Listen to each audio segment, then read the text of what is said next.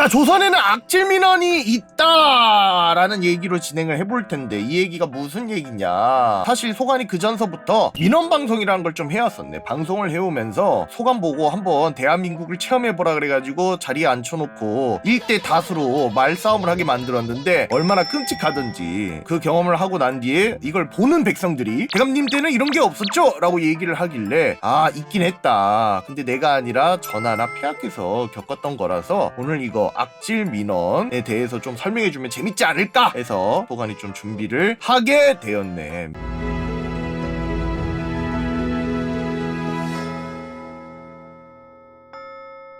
사실 오늘 핵심 부분은 이 악질 민원 부분인데 대한민국에만 있다고 생각을 하는데 대한민국이 아니라 이 조선에도 이미 유구한 전통이다. 어떻게 보자면은 이거 자체가 유구한 문화지 않을까 이런 생각을 하고 있네. 왜냐? 이게 악질 민원을 많이 보낸단 말이에요. 누구한테 보냈냐고? 누구한테 보내긴 당연히 폐하다.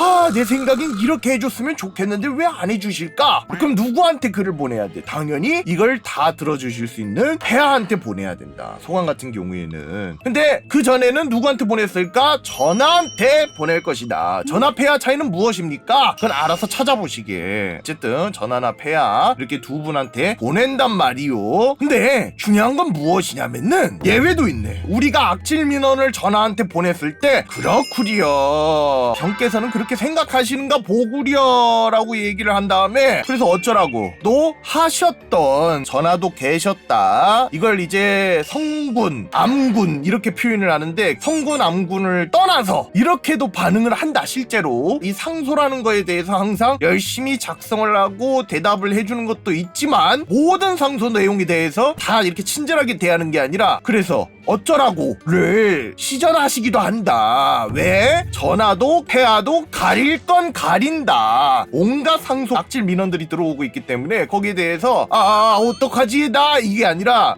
안 듣기를 하실 수 있기 때문에 이거는 이제 인간적인 면모로 생각하시면 될 것 같소. 다만 신하 사대부로서의 입장으로서는 굉장히 안타까운 부분이긴 하다. 왜냐? 항상 공부하셔야 되고 항상 우리보다 많이 하셔야 되고 항상 우리보다 모범이 되셔야 되기 때문에 그런 완성된 부분을 위해서 충원을 하는 것인데 여기에 대해서 이제 크게 개의치 않는 모습에 슬퍼할 따름이다 이 생각이요. 그래서 이 악질 민원 도대체 조선시대 때 뭐라고 얘기하옵니까? 뭐긴 뭐야, 상소라고 얘기하네. 근데 상소라는 글자는 많이 들어봤는데 도대체 상소가 무슨 뜻인가는 정확하게 아는 사람이 없지 아니한가? 요거를 한자로 변경을 했을 때는 요렇게 바뀌게 되네. 여기까지 들었을 때 와, 큰일 났다. 한자가 지금부터 나와? 비상탈출 누를까 말까. 내가 쉬려고 들어왔는데 너한테 공부를 받아야 되겠느냐? 라고 생각하는 자들을 위해서 얘기하지만 이 한자는 필요에 의해서 적힌 거기 때문에 이걸 가지고 괴롭힐 생각은 오늘 없소이다. 그래서 상소를 한자로 적으면 저렇게 적히고 위에 올린다. 그래서 이 신하들이 내 위에다가 내 의견을 올립니다. 이런 의미로 생각하면 될 것 같소. 결론적으로 현대에 들어와서는 뭐라고 얘기하는 것이냐? 소관이 요즘 세상을 확인해 보니 내가 의견을 가지고 있고 어떤 거에 대해서 제안을 할 게 있으면은 그거를 작성을 해서 올리는데 이를 건의서라고 얘기를 하더구려. 품의서라고 얘기한다고? 그럼 요즘은 품의서라고 하는가? 하여튼 소관이 알고 있는 단어로 얘기를 했을 때는 상소라는 것 자체가 말이요 건의서라고 생각해주면 될 것 같소이다. 잠깐만, 건의서의 서는 문서를 뜻하니까 맞네. 글을 적을 때는 양식이 없지만 문서를 적을 때는 양식이란 게 존재하기 때문에 그냥 상소는 내가 내키는 대로 적는 게 아닌다라는 게 알게 되는 거지. 이제 좀 위에 올리거나 아니면 공무에 사용이 되는 문서들을 적는 방식, 양식을 공문식이라고 얘기를 하네. 이 공문식을 알게 되고 배우고 난 뒤에 상소와 같은 문서들을 작성할 수 있게 되는 거다. 근데 아쉽게도 심화 과정이 이 공문식이란 게 문서가 한두 개가 아니고 이거를 지금 고얀 놈들이 배우기에는 내용이 너무 방대하다. 그래서 넘어가도록 하겠소이다. 백성들이 지금 마음속으로는 제발 넘어가라고 생각하고 있기 때문에 일단 양식이 있다는 거 이 정도만 알아두면 되네. 받는 사람은 전하나 폐하가 받는다는 사실은 모두가 알게 됐네. 그럼 누가 작성하나요? 내가, 너가, 제가, 아래 신분 빼고 양반들이 주로 작성한다. 사실 상소라는 것 자체는 원래대로라면 자유롭게 작성이 맞는데 문제는 무엇이냐면 그 말이 자유로운 거지 필수 조건을 다 지키면서 상소문을 낼 수 있으려면 사실상 양반이 이제 주로 작성을 해서 낸다라고 보면 될 것 같소. 그 왜 작성하냐? 여긴 왜야? 올바르게 보필해 드리려고 하는 거지. 아니 전하와 폐하께서 이 나라의 유일하신 주인 아니신가? 근데 잘못된 길로 빠지면 안 되니까 유학자들이 아이 참 나 없으면 안 된다니까 이런단 말이오. 나 없으면 돌아가지가 않는다니까 내가 얘기해줘야 되겠구려 하면서 이제 올바른 보필을 위해서 상소를 작성을 한다 하고 보면 될 것 같습니다.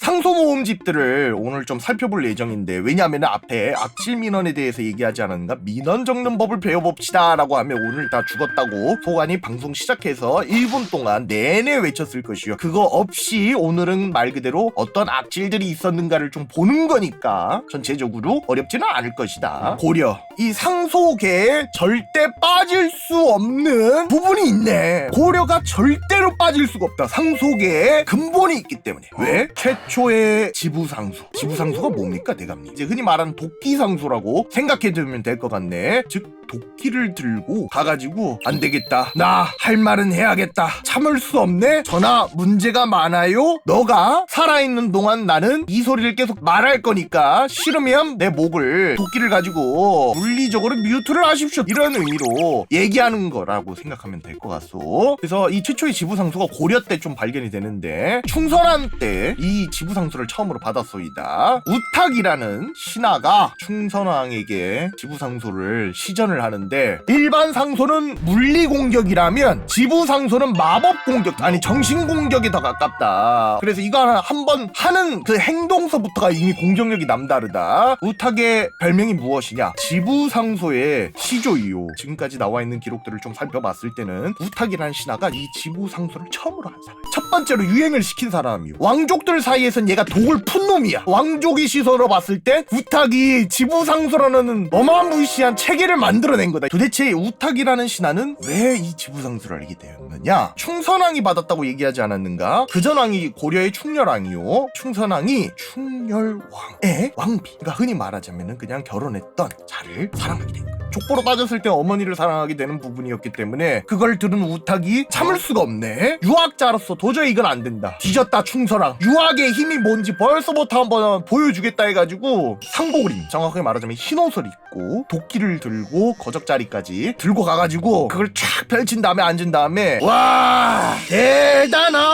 대단하십니다 충선왕씨, 왕이면 다 할 수 있나 봅니다. 뭐 듣기 싫으시면 제 목을 도끼로 베시지, 이렇게 얘기를 하니까 그걸 봤던 신하들이 와 이거 진짜 하네? 내가 약간 그런 거 있지 않은가? 와 진짜 내가 마음 같아서는 제가 왕족이 아니었으면 그냥 이렇게 했을 건데 막 이런 식으로 상상을 하게 되는데 그걸 이제 사실상 진짜 하네 수준이었던 거요. 우탁이 이제 진짜로 그걸 해내니까 역시 우탁이다. 신하라 함은 당연히 이렇게 해야 된다. 우탁을 본받아야 된다. 야 우리 말만 살았던 허접이었다 해가지고 이제 이걸 보면서 왕족들한테는 슬픈 얘기지만 이 행동이 하나의 템플릿이 되네. 그래서 우탁이 전국에 있는 유학자들에게 지부상소 템플릿을 배포를 하게 돼. 사실상 이게 기초야. 나중에 나오는 지부상소들도 야 우탁 템플릿 갖고 와라, 이거 효과 죽여준다, 이거 쓰자. 그래서 그렇게 생각해주면은 될 것 같네. 고려를 지나가고 이 조선이 나오게 되는데 조선은 사실 상소가 굉장히 유명을 했던 나라일세. 그렇기 때문에 이 조선서부터 이제 살벌해지기 시작하는데 조선 시대 때는 그냥 공기 중에 유학이 퍼져 있다, 이 말은 무슨 소리냐? 간언의 수준이 점점 올라가기 시작하고 건국 때부터 무슨 얘기를 하기 시작하냐면 전하 건국 축하드립니다. 그래서 왕 되셨네요? 이야기는 들으셔야죠. 아니 당연히 유학의 나라라고 하셨으니까 좀 더 열심히 들어주실 거죠? 망국이랑은 다르죠? 고려랑 다르다는 조선인데 설마 먹고 놀고 자빠지겠어? 라고 이제 얘기를 하는 수준이었기 때문에 이미 건국 때부터 독송 수준이 다르기 때문에 이제 상소문 내용이 굉장히 살벌해진다. 그래서 이제 유명한 상소를 하나 가져오게 되는데 뭔 내용이냐? 사구는 망국의 놀이용입니다. 정종대왕 때 얘기네. 정종대왕이면 이제 태조대왕 지나고 난 뒤에 얘기지 않습니까? 사실상 고려에 풍습이 많이 남아있을 때일세. 근데 정종대왕께서 격구를 좀 즐겨 하셨단 말이에요. 격구를 이렇게 막 치면서 야 이거 운동 좀 되네. 아 궁안에 있으니까 찌뿌둥하네. 그래 이렇게 운동을 해야지 근손실이 안 나요. 그렇게 돌아다니시는데 갑자기 신하가 그걸 이제 유심히 쳐다봐. 그랬더니 뭘 적어? 너 뭐 적니? 라고 물어보니까 격구하는 거 적고 있는데요? 아니 격구 따위를 왜 적니? 임금이 하시는 건 항상 작성해야 되는데 격구 따위라니요. 임금이 격구를 하신 것이지 않사옵니까? 그러하니 제가 그거는 꼭 작성을 해야지요 라는 얘기가 정종대왕께서 즉위하고 1월 19일에 얘기가 나오게 되네. 이때 이미 정종대왕은 눈치를 채야 됐었는데 아 이걸 가지고 무슨 짓을 할까라고 예측을 했어야 됐는데 그 기록이 이제 나오게 되니까 신하가 갑자기 상소를 올려. 근데 문제는 어떤 신하가 보낸 게 아니라 문하부라는 곳에서 맨 마지막에 부라고 적혀 있으면 무슨 뜻이냐면은 개인이 아니라 단체로 문하부라는 그 단체에서 상소를 그냥 올려버린 거요. 야 이건 관청 단위로 들어가자. 그래서 기간 단위로 이제 상소가 들어오게 된 건데 전하 타고 하신다면서요. 그러하다. 그 원나라 때 하는 놀이 아닙니까? 그러하지. 근데 그거 노는 게 아니라 몸이 허해가지고 운동을 하는 것이. 오해하지 말게. 아니 근데 그러니까 원나라 때 놀이지 않습니까? 그렇지. 타고 원나라 때 방탕한 놀이였는데 아니 그 왜 망한 국가 놀이를 따라합니까? 망하고 싶으세요? 약간 이런 느낌으로 이제 글을 작성했다. 살벌하게 이렇게 얘기를 했었다. 아니 대감님 너무 비약적인 거 아니옵니까? 당연히 이제 이렇게 간단하게 진행은 안 돼요. 모든 상소 내용들은 좀 중요한 부분만 요약해서 얘기를 해주는 걸세. 이게 이제 조선 초기 때, 즉 건국한 지 별로 안 될 때부터 이미 상소의 독성을 측정할 수 있는 사례였다. 삐빅 격구는 고대에서 서역에서 당나라를 거쳐 신라에 들어온 유서 깊은 상류층의 이야기옵니다. 아 그러하지. 근데 중요한 건 뭔 줄 아오? 유학자가 생각을 했을 때 그래서 원나라 했잖아. 원조 따윈 관심 없고 그래서 해서 망했잖아요. 망한 국가가 한 놀이니까 망한 국가의 놀이 아닐까? 그런 거지. 그게 뭔 상관이야. 원본이. 그렇게 생각해주면 된다.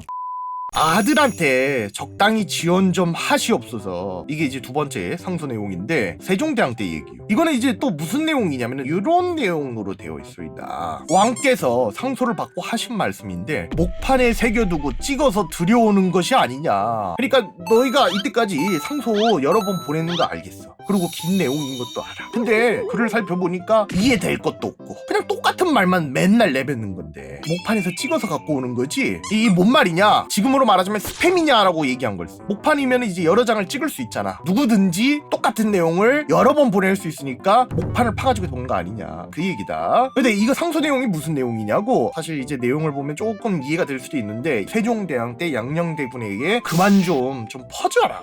그거 맞냐? 좀 잡아! 이런 식으로 얘기하는 걸세. 아들이 아니지 않냐고? 맞네. 형이네. 양녕대군 헷갈리지 마시오.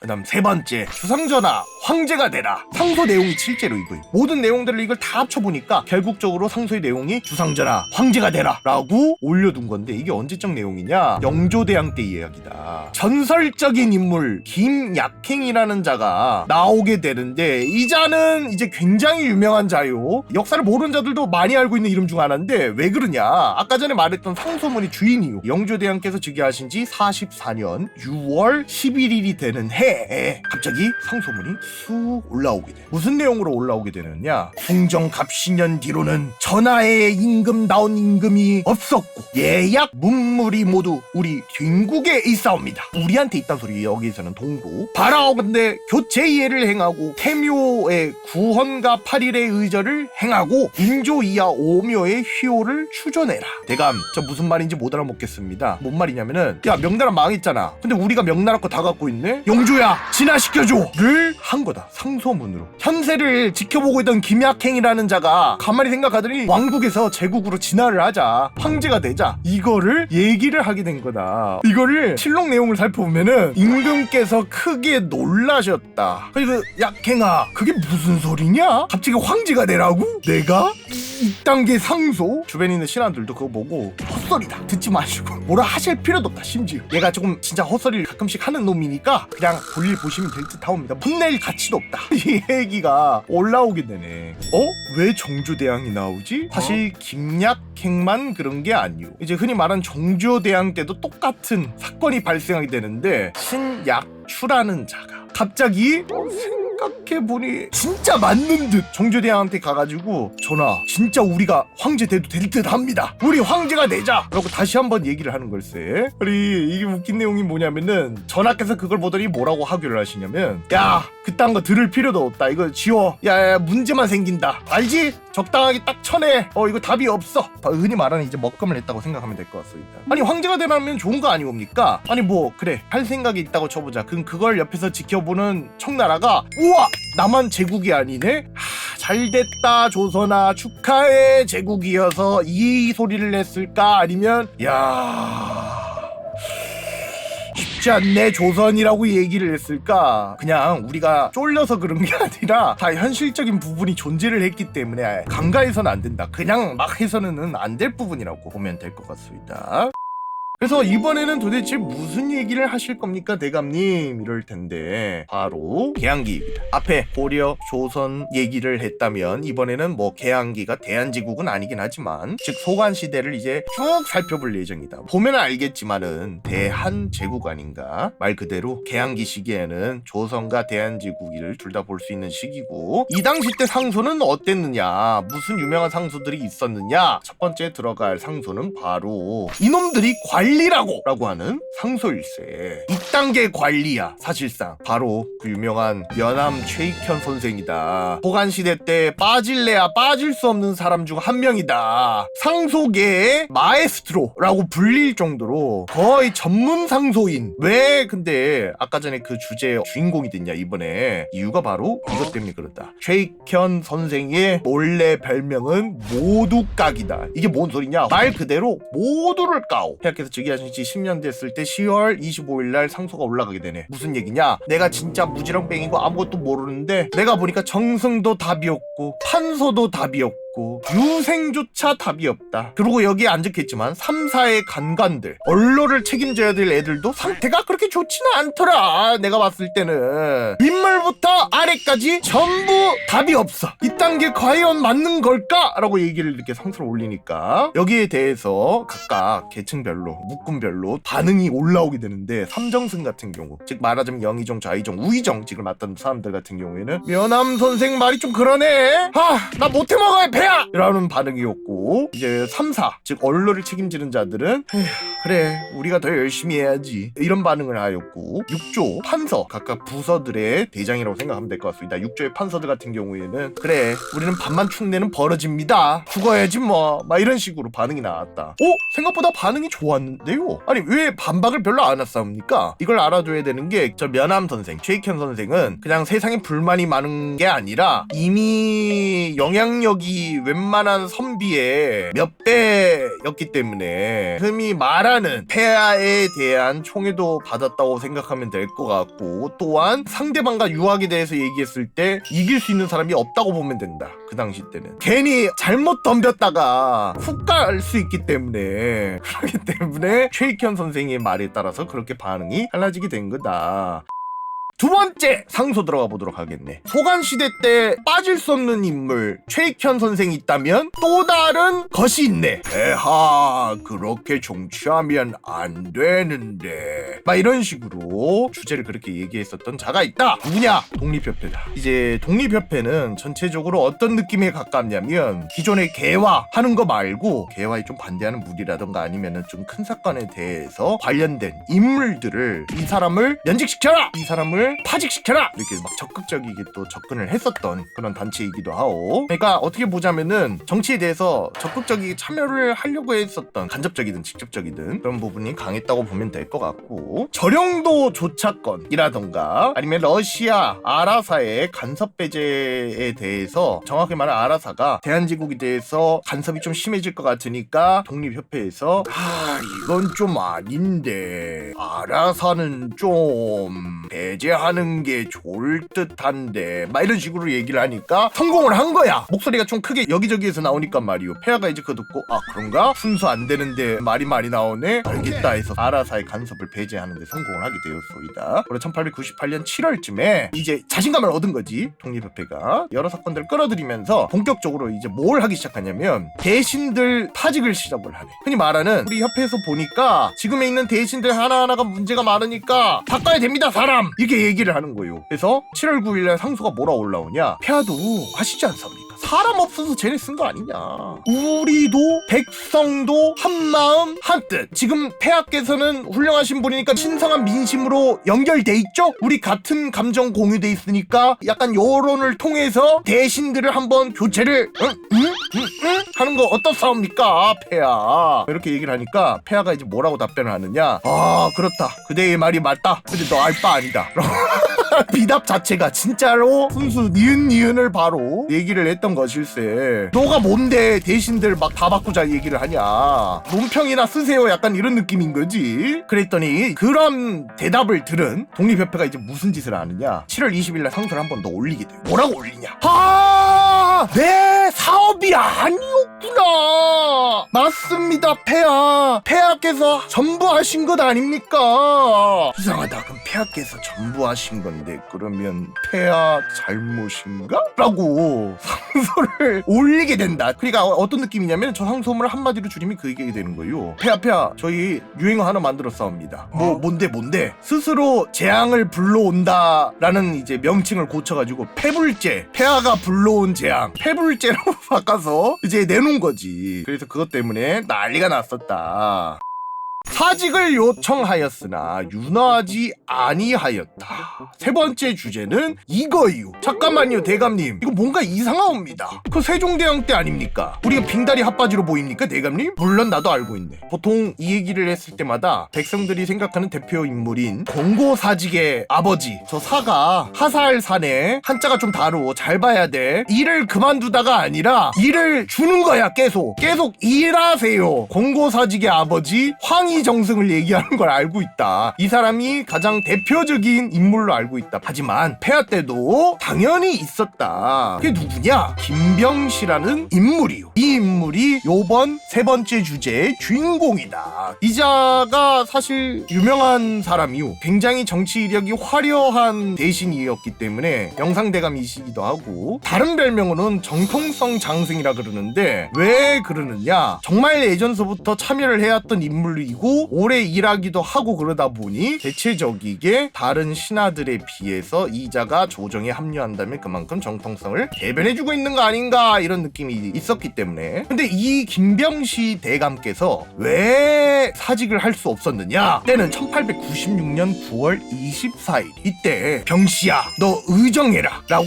명이 떨어지게 되네. 뭔 말이냐? 김병시 대감에게 의정의 직을 맡긴다 라고 얘기는 하는데, 의정이 뭡니까 대감님? 나 의정이라는 걸 관직을 들어본 적이 없는데? 라고 생각할 텐데 당연히 조선 땐 들어볼 수가 없다. 저기 맨 왼쪽에 단어 하나 더 들어가야 될 것 같지 않은가? 맞네. 좌의정, 우의정, 영의정 같이, 즉 정승직의 인물들을 얘기했을 때는 무슨 의정이라고 얘기를 하지 않는가? 근데 정확하게 저 의정이란 역할은 사실상 영의정이라고 생각하면 될 것 같습니다. 근데 이 영의정이란 명칭이 바뀌게 되고, 그러니까 영의정이 없어져. 정확하게는 개혁하는 과정에서 영의정이란 관직이 변화하게 되는데, 의정이란 표현은 내각이 붕괴됐다고 생각하면 될 것 같습니다. 정확하게 체제 전환이라는 소리인데, 그전에는 내각이 형성이 돼 있다가 내각이 없어지면서 의정부로 다시 바뀌게 되면서 이 총리 대신이라는 관직이 의정으로 바뀌게 되고, 영의정이 총리 대신으로 되는 건 알고 있지, 그 가운데 과정이 내각이었고 그 다음에 다시 의정으로 바뀌게 되는 거예요. 즉 최고직이다. 조금 이해된 사람들은 총리 대신, 어렵다 생각하는 사람들은 영의정이라고 생각하면 될 것 같습니다.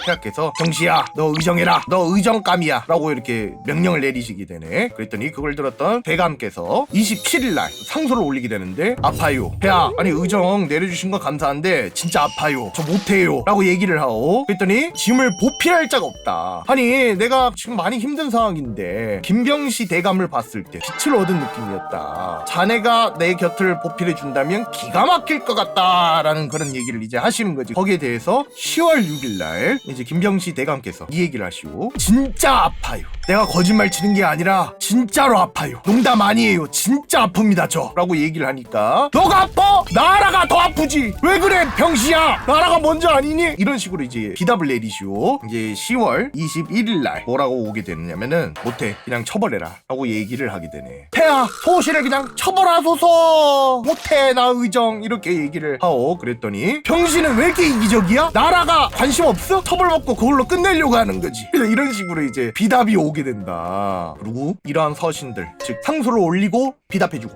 상소를 올리고 비답해주고, 이걸 무려 1년 동안 30회 이상 제출을 하네. 근데 이게 30회 왔다 갔다 하면 이제 슬슬 궁금해지잖아. 도대체 내용이 뭘까요? 뭐길래 1년 동안 이 정도로 주거니 받거니 하면은 거의 뭐 가족사까지 얘기할 수 있을 정도야. 그래서 내용이 뭔가라고 소관이 다 확인한 다음에 좀 정리를 해봤더니 다음과 같았소이다. 김병시의 템플릿이요, 아파요, 내가 부족해요, 그냥 벌 받을래요, 이 세 개야. 안에 세부적인 내용은 차이가 있는데 이 세 개의 템플릿이 주요 내용이었소이다. 폐하께서는 뭐라고 미답을 내리셨냐? 안 돼, 나라가 더 급해, 그건 빼줄게, 넌 이기적이야. 이 네 개의 답변. 김병시는 세 개의 템플릿으로, 폐하께서는 네 개의 템플릿으로 대결을 하셨다. 1년 동안 30회 정도. 그럼 도대체 여기 왜 이걸 계속 주거니 받거리를 하게 되냐? 지금 1896년이랑 1897년 사이에 중대한 사건이 하나가 있습니다. 1897년 2월 20일에 경궁으로 황궁환이, 즉 아감 파천이 끝나고 돌아오는데, 사실 아감 파천을 통해서 약간 복잡한 상태이지 않은가. 배경 지식을 조금 설명하자면, 김웅집 내각이 해체 공연을 했었네. 그래서 더더욱 사리는 것도 있었고, 그걸 보고 잘못 들어가면 나도 죽겠구나라는 걸 있기도 하고, 폐하 입장에서는 지금 어수선하고 정통성에 금이 갈 수 있는 부분이다 보니까 조정에서 오랫동안 일한 명망 있는 김병시 대감이 와서 일을 하면은 보완이 되겠다 생각이 되는 부분도 있는 것이고, 그럼 1년 동안은 정말 일을 안 한 거냐고? 아니, 일을 하고 계속 버티다가 결국에 하고 하면서 계속 보내네. 나 진짜 못해. 두 글자 적은 다음에 나 진짜 못해. 그럼 폐하도 이제 나중에 가면 무슨 대응을 하시냐면, 그래? 그럼 이건 해볼래? 알겠어. 너 그거 못한다니까 요거 줄게. 그럼 이것도 싫어? 그럼 저것도 볼게. 그럼 저것도 안 돼? 그럼 그런 것도 줘볼게. 이런 식으로 하니까 이제 거기에 대해서 빼주겠다 이렇게 얘기하고, 그러니까 계속 무한 흥정을 하고 있는 거예요. 그런 느낌에 가깝다. 1년 동안 30회 상소를 주고받았으면 결말이 좀 궁금하잖아. 결국 1898년 8월 10일 의정의 사임 안에 성공했어. 9월 11일 사망하오. 즉 뭔 소리냐? 의정을 그만두고 약 한 달 만에 사망을 하셨습니다. 이 내용을 통해서 몸이 안 좋은 것도 맞기는 한 것 같았다. 근데 그러면 1896년서부터 아팠냐라고 얘기하기에는 그건 그 누구도 모른다. 이렇게 결말을 맞이하게 되었네. 미친듯이 거절했던 김병시가 있다면, 이번에는 한타 좀 오라고 라고 하는 주제로 어울리는 대신이 있습니다. 주제 보면 알겠는데 폐하가 얘기하는 느낌이지, 이번 주제의 주인공은 바로 윤용선이요. 1899년 6월 27일 날 윤용선을 의정에 임용하라 라고 명령이 떨어지게 되고, 이 의정 설마 맞네. 앞서 말했던 김병시 대감의 의정이랑 동일하오. 여기서 김필재 사건을 좀 알아야 하오. 정확히 말하면 김필재라는 인물을 알아야 되는데, 왜 이야기를 하느냐? 이 김필재라는 인물이 윤제보라는 사람과 또 기타 등등 몇 명 인물들이 포함돼서 종묘와 사직의 방화 후에 폐하를 매시고 경복궁으로 전멸을 모의했다가 발각되오. 당연히 종묘와 사직에 그대로 불 붙이면은 폭풍을 감당 못하기 때문에 근처에다가 방화를 한 거라고 생각하면 될 것 같습니다. 근데 불이 옮겨 붙으면 안 되니까 다 빠질 거 아닌가, 병사들이랑 순검들이. 그 사이에 김필재라는 인물이 자기 인물들을 이끌고 폐하 경복궁으로 가셔야 됩니다. 경복궁으로 같이, 정확하게 전멸이 아니라 텔포를 달라고 했지. 텔포를 달려고 했다가 이게 걸리게 된 거요. 그래서 이 사건에 대해서 조병식이라는 인물이 있습니다. 이 사람이 뭐냐면은 법을 관장하는 법부 대신 임시 서리직을 맡고 있네. 서리가 뭐냐면 대리야. 법부 대신이 없으니까 조병식이라는 인물이 대신해서 법부 대신의 일을 보고 있는 건데, 이 사람이 법부 대신이니까 당연히 이 중대한 사건을 판결하고 재판하고 그래야 될 거 아닌가, 조사하고. 그러하니 하니까 이 사건에 대해서 조사를 하는데 민영기란 사람도 김필재랑 연관이 있대요. 폐하 신문합시다 라고 얘기를 하게 된 거예요. 했더니 폐하가 해라 윤호한다. 근데 신문을 하고 나더니 갑자기 민영기는 관련이 없는 것 같아요. 풀어주죠? 라고 얘기를 하네. 알고 보니까 잘못된 정보였던 거예요. 하지만 이 민영기가 가만히 있지 않겠지. 그러니까 이 사람도 대신이요. 한 부의 대장인데 농상공부 대신 민영기가 누명을 씌워진 상태에서 조사를 받게 된 거라고 지금 상황이 된 거지. 그러니까 억울하다. 와 진짜 이거 억울하네. 농상공부 대신 때려칠 거야 안 해. 그리고 폐하 나 말리지 마요. 조병식이랑 캐삭방 할 겁니다. 지금 이렇게 적어놔가지고 에이 이거 양념 많이 쳤네 이렇게 생각을 할 텐데 캐삭방을 하려고 하네. 진짜로 정확한 내용은 얘기 들어보니까 김필재가 조병식 이름도 꺼냈다. 나 농상공부 대신 때리치고 법부에 집어넣어주고 내가 대신 걔 대질할게 1대1로. 야차 뜨자는 소리랑 똑같은 거예요. 그래서 캐삭방 할 거야 라고 얘기하니까 아 왜 그런가. 그래 억울할 수 있는 거 알겠는데 풀려났잖아. 무슨 캐삭방이야. 말이 되는 소리를 해야지. 이렇게 얘기를 하니까 아까 말했던 새로운 의정이 얘기를 꺼내게 되고 민영기의 상소를 보니 조병식이 태만한 듯 하옵니다. 조사를 해봅시다. 근데 조사하는 과정에서 무슨 사건이 터지냐. 폐하 조병식이 민영기를 다시 붙잡아서 조사했다는데요. 아니 조병식이 민영기를 조사를 했는데 누명이라며 혐의가 없다며 풀어줬는데 얘가 또 다시 붙잡아서 조사를 하고 있어요. 이거 안 될 것 같습니다. 조병식의 일처리가 처참하니까 그냥 면직시키죠 라고 폐하한테 얘기를 하고 그러고 나서 이제 도파민 터지는 사건이 발생을 하게 되네요. 윤허한다라고 얘기한 뒤 바로 조병식이 와서 상소를 올리고 신문 도중에 윤영선도 연루되었다고 합니다라고 얘기를 올리게 돼. 그러니까 김필재를 조사를 하고 또 민영기를 조사를 해보니까 아니 윤영선도 나오던데요? 같이 재판해야 될 것 같습니다 라고 얘기를 하니까 이제 그걸 알게 된 윤영선 의정대감이 내 이름이 나왔어? 그렇구나. 김필재가 내 이름도 얘기를 했나 보구려. 던짐 수고 안 해 라고 나가게 되고 그랬더니 폐하가 그걸 보고 이런 반응을 일으키지. 어? 뭔데 이거? 뭐야 이거? 왜 이런 반응이 나오게 되었느냐. 1899년 중순부터 그러니까 이 사건이 있었던 연도지 선왕에 대해서 대대적인 추승 작업이 진행 중. 이게 무슨 소리냐면 대한제국에서 이제 전에 계셨던 왕들 내 위에 계셨던 왕들을 이제 추승을 하는 좀 올려드리는 급을 높여드리는 작업을 하고 있는데 이 작업이 되게 복잡하고 어려울 거 아닌가. 나라 개념에서 굴러가다 보니까 이 총책자가 누구냐면 윤영선이요. 이 작업을 마무리 지으려면 의정대감이 있어야 된단 말이요. 윤영선 대감이 없으면 개판이 된다 심각한 사태가 발생을 하게 되는 건데 내가 이 나이 먹고 이 관직까지 의정까지 올라가게 됐는데 저격도 저딴 걸 저격이라고 날 하냐. 이건 치욕이야. 나에 대한 치욕이야. 안 해. 던짐 하면서 그냥 나간 거예요. 그래서 폐하께서 제발 돌아와 달라고 하네. 그러니까 앞에는 김병시 대감이 제발 이런 느낌이었으면 지금은 폐하가 제발 용선아 제발 돌아올 거지. 용선아 며칠 안 남았다. 지금 우리 큰 작업 국가과제 마무리하고 가야지 하면서 이제 얘기를 하게 되는 거예요. 이제 윤영선 의정대감께서는 어떻게 하시냐 이런 반응을 하시게 된다. 크크 난 죄인 맞네. 드디어 시작했네. 또 상소 대결이 시작되는데 김필재가 내 이야기 많이 했으니까 난 죄인이잖아요. 죄인이 어떻게 의정을 할 수 있겠습니까 폐하? 난 못해. 부끄러워서 못해. 난 죄인. 이렇게 얘기를 하는 거예요. 그래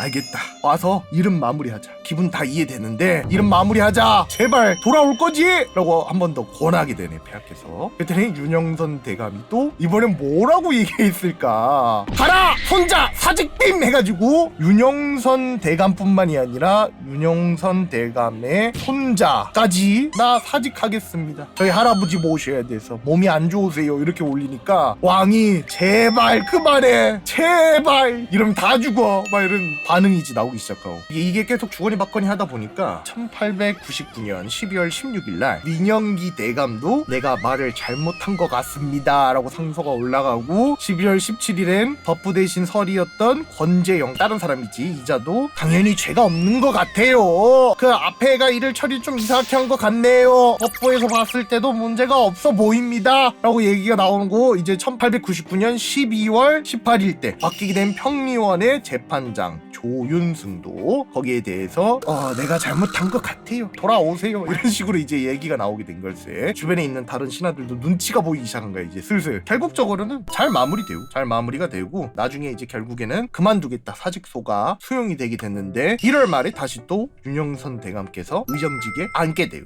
그게 결말이다. 이렇게 해서 계양기 상소는 마무리가 될 것 같네. 악성민원 2탄까지 끝.